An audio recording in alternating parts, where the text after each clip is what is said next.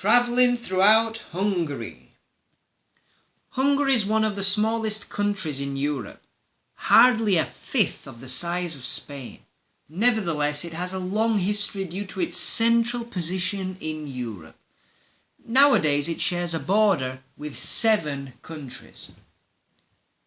Several cultures have settled in its territory throughout history, like the Celts, Huns, Romans and Slavs, and several empires have ruled its territory, such as the Ottomans, German and Austrian empires, even more recently the Nazi invasion, and later the Soviet Union. The most well-known city in Hungary is its capital, Budapest, but there are quite a few interesting small to medium-sized towns apart from the capital. Most of them are close to the Balaton Lake, where Hungarians go on holidays. One of them is Esztergom, where the first Hungarian king was crowned in the year 1000 on Christmas Day, with the ceremony taking place in the amazingly beautiful basilica. The largest church in Hungary sits upon a small hill, providing a great sight from the river below, even greater at night.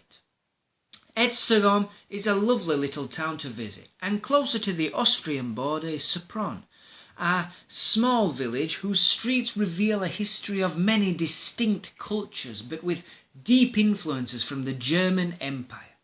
This bilingual town actually voted on whether they'd rather belong to Austria or Hungary. Sopron produces a lot of wine, and the local Pinot Noir is quite good.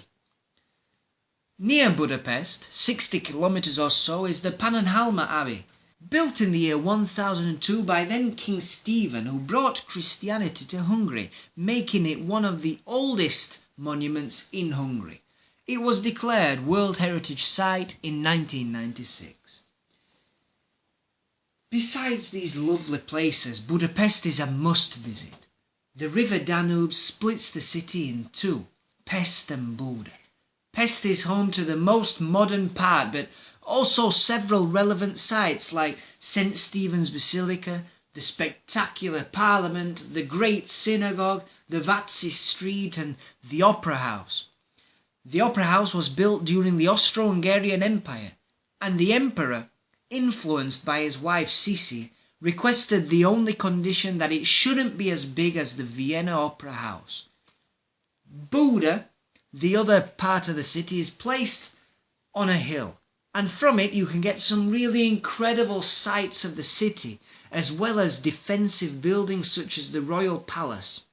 In the east of Buda you can also visit the very well-known and centuries-old Gellert Baths, which is with its great main hall and magical healing spring. But it's the bridges over the Danube that really make Budapest that bit different.